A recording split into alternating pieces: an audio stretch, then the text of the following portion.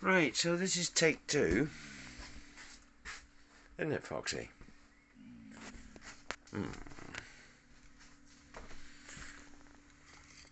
Where precisely in Leeds, I believe,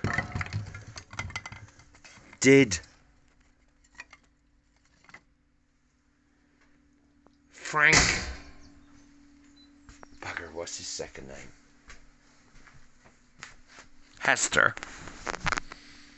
Right, come on, sharpen your mind. Where did Frank Hester utter those words? Frank Hester needs to make a statement which says what his words were. Apparently the press are misquoting him, but I've seen no challenges nor no witnesses to him making this statement. I think it is not really too far disputed that he did say the things he said. Let's be clear. They were misogynistic and they were racist. Okay? They were misogynistic and they were racist because they contained hate for people of colour rather than love for people of colour. Okay. So, or shared humanity with people of colour. Let's be clear. He said something, he should now say what he said, and he should apologise precisely for what he feels he should apologise for in a written. Okay? We want it signed by him, and he should make it, and we will read it, and we will see whether it is contrite, genuine, and all the rest. Okay? He needs to make a statement to the police. Now, if I knew where this alleged statement was heard and who the witnesses were and so on and so forth, then an investigation should take place. I believe at the moment he should be charged with a hate crime or at least threatening incitement to violence against an MP. Now, I don't want to put MPs at any higher level of priority than any other human being on the planet, but in particular, I think we have to draw some lines. Now, tomorrow there is a redefinition. We've all today in Parliament in Prime Minister's question time been told to wait till tomorrow for the definition of extremism.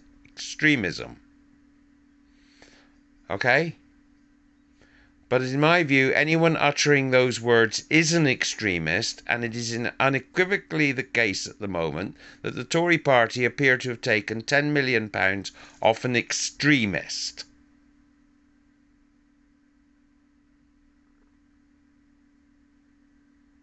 Now, if that point can be proven, the press can go after him and whatever. But at this point in time, we need the witnesses to the statement to come forward. We need the local police to demand a statement from about what took place. And it only will take one police officer to go round there and do it. All right?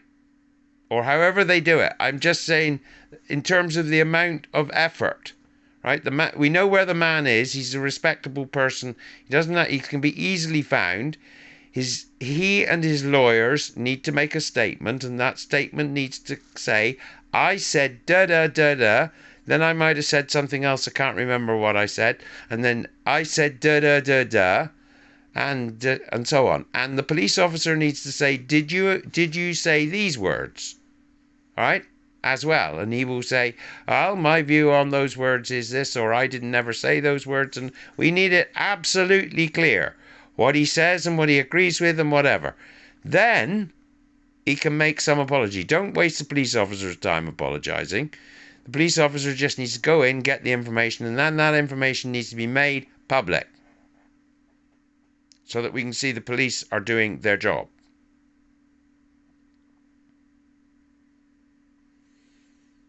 That, I believe, is the barest minimum we can expect out of the Leeds police.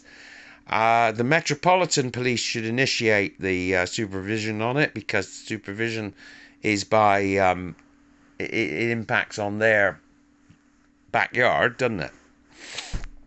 Because the protection of MPs would be their responsibility. So they got a vested interest in finding out what went on.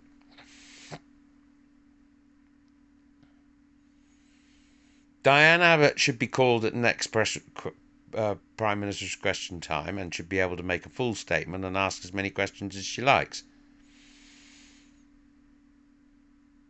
And the Speaker should see to it that that's the case. Because he's been on trial last week.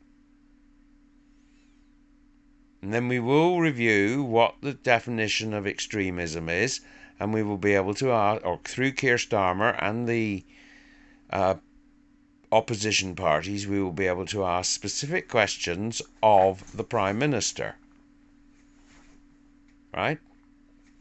But right now, after the pathetic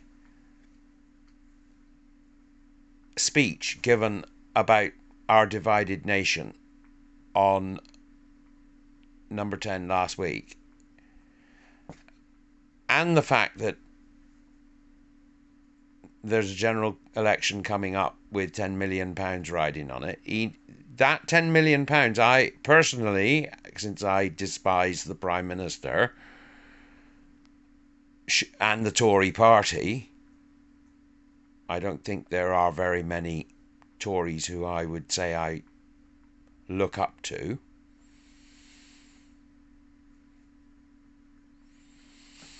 I would say that